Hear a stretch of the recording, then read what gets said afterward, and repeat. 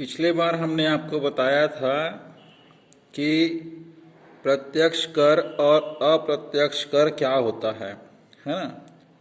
दो प्रकार के कर होते हैं, दो प्रकार का टैक्स देना होता है सरकार को। उसमें पहला कर है प्रत्यक्ष और दूसरा अप्रत्यक्ष। ठीक है, ध्यान रखिएगा।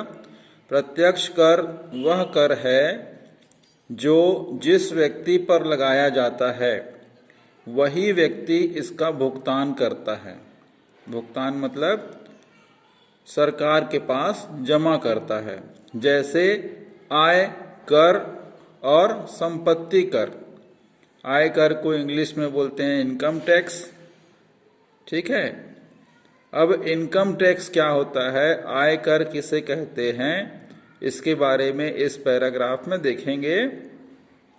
आय कर सरकार द्वारा व्यक्ति की आय अथवा आमदनी जो व्यक्ति कमाता है उस पर कर लगाया जाता है। सरकार देश में लोगों के जीवन यापन के लिए एक निश्चित आर्थिक सीमा तय करती है। इस सीमा से अधिक आय प्राप्त करने वाले लोगों को आयकर देना पड़ता है। कृषि से होने वाली आय पर सरकार ने आयकर में छूट दे रखी है, अर्थात कृषि किसान लोग जो खेती किसानी करते हैं उस पर आयकर नहीं देना पड़ता है किसानों को, उसमें छूट है उनको। ठीक है, इसके अलावा कारखानों या उद्योग धंधे चलाने वाली कंपनियों को कर देना पड़ता है, टैक्स देना पड़ता है, क्योंकि वे आय के साधन हैं। इस आमदनी में होने वाले खर्च जैसे कच्चा माल, वेतन आदि काट कर जो बचता है उसे कारखाने या कंपनी का मुनाफा कहते हैं। कंपनी के मालिक इस मुनाफे पर नियमानुसार सरकार को कर देना पड़ता है। ठीक है, ये हो गया क्या, इनकम टैक्स अर्थात आय कर। ठीक है, एक चित्र देखिएगा, यहाँ पर एक कस्टम ड्यूटी का ऑफिस दिख रहा है। इसमें क्या लिखा है, इस वीडियो पर 4000 रुपये सीमा शुल्क देना होगा। ये कहाँ लगता है, जो विदेशों से सामान लेकर आते हैं, किसी प्रकार की खरीदारी करके आते हैं, दूसरे देश से अपने देश में कुछ माल या सामान लेकर आते हैं, उस पर सीमा शुल्क देना पड़ता है। एक सीमा से अधिक दूरी से सामान लाने पर शुल्क जमा करना पड़ता है। कहाँ, कस्टम ऑफिस में। कस्टम ऑफिस एक यहाँ पर होता है एयरपोर्ट में, जहाँ पर अन्य देशों के हवाई जहाज उतरते हैं उसे एयरपोर्ट बोलते हैं। वहाँ पर एक विभाग होता है कस्टम ड्यूटी लगाई जाती है। वहाँ पर क्या करते हैं, सीमा शुल्क देना होता है व्यक्ति को। ठीक है, सीमा से बाहर से सामान लाने पर, मंगाने पर शुल्क लगता है। अब देखिए संपत्ति कर के बारे में बता रहा है। शहरी क्षेत्र में जमीन एवं मकान पर नगर निगम कर वसूल करती है।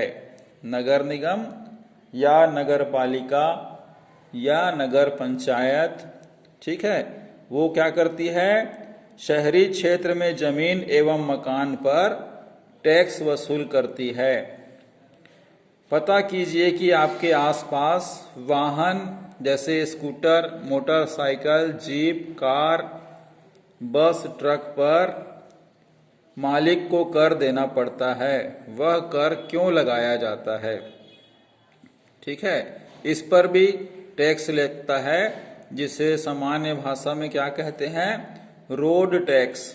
क्या कहा जाता है, रोड टैक्स। जिस रोड पर आप ये सारी गाड़ियां चलाते हैं उस रोड पर उस वाहन के मालिक को टैक्स देना होता है, टैक्स जमा करना पड़ता है।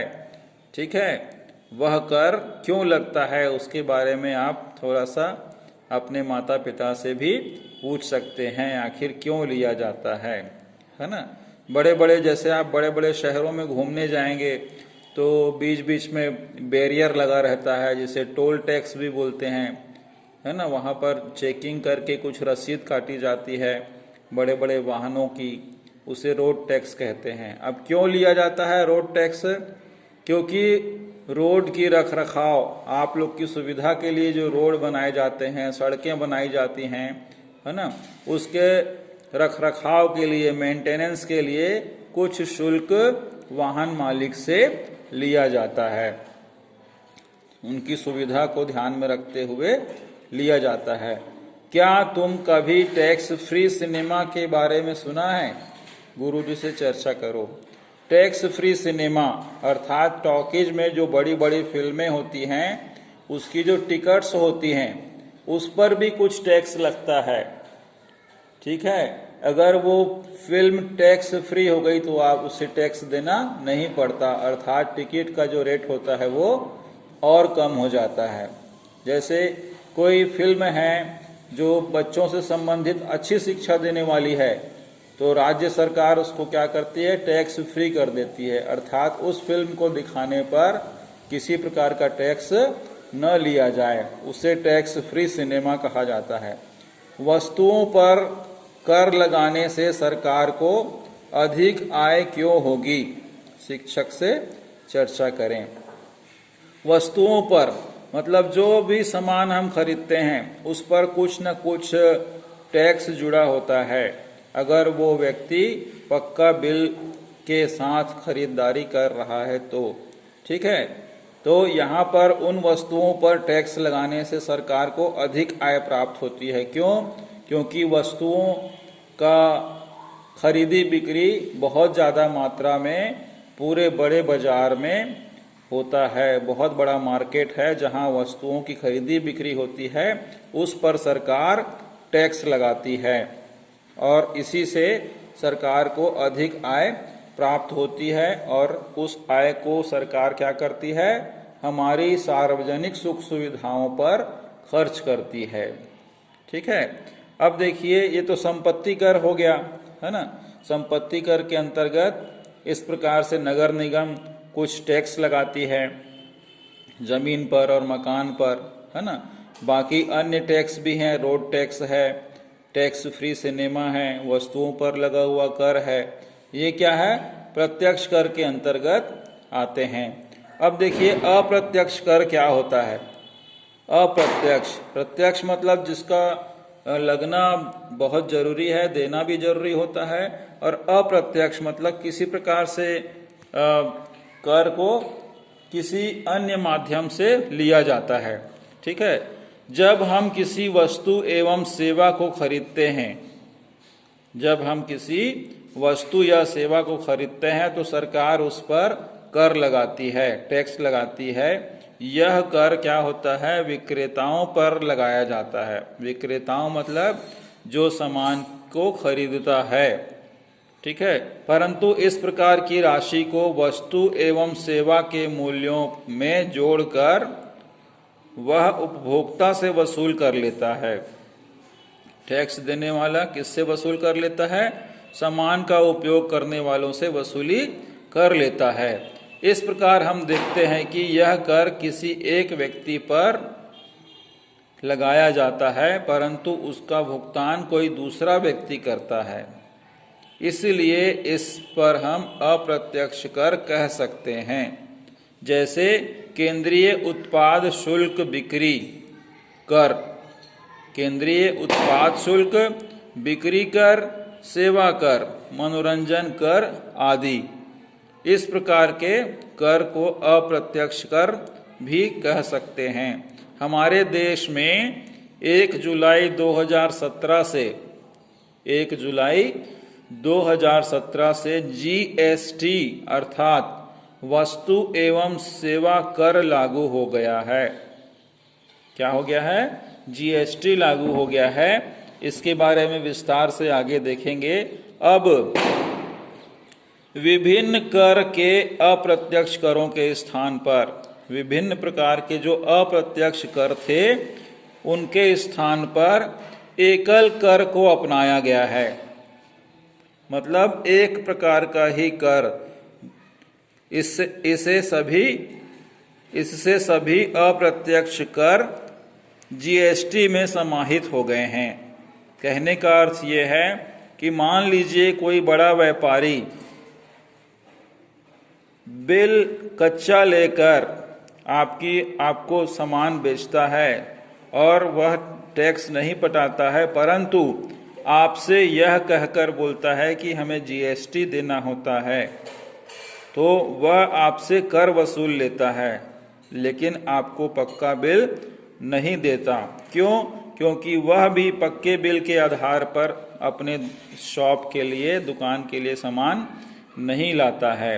अब जीएसटी लगने से क्या हो गया, कोई भी व्यापारी बड़े व्यापारी से या कंपनी से बिना पक्का बिल के सामान नहीं ला सकता।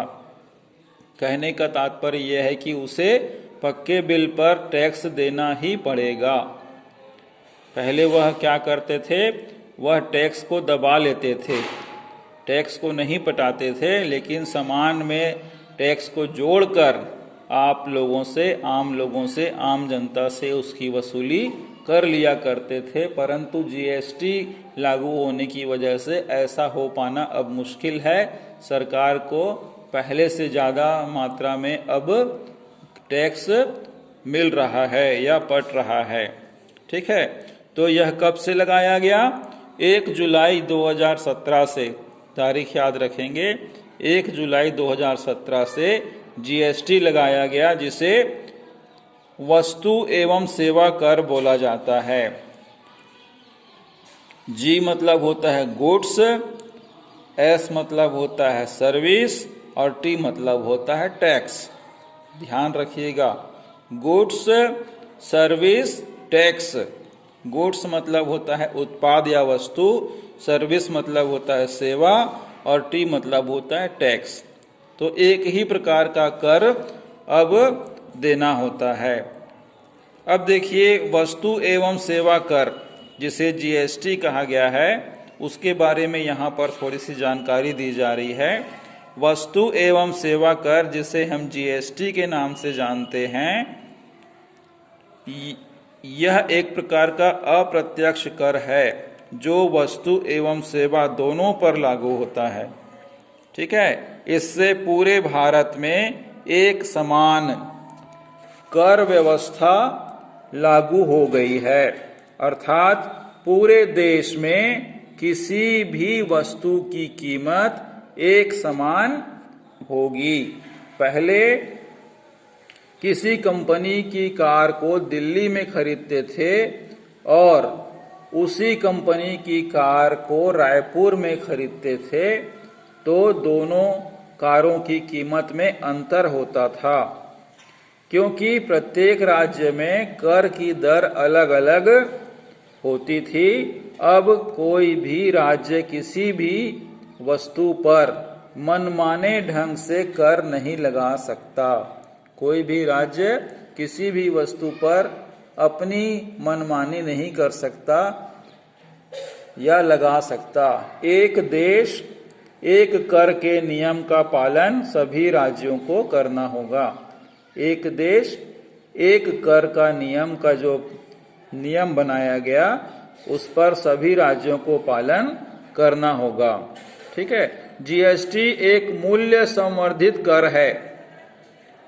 ठीक है, जो किसी वस्तु के उत्पादन के प्रत्येक चरण में केवल उसी हिस्से पर लगाई जाती है जितनी वस्तु की कीमत में वृद्धि होती है।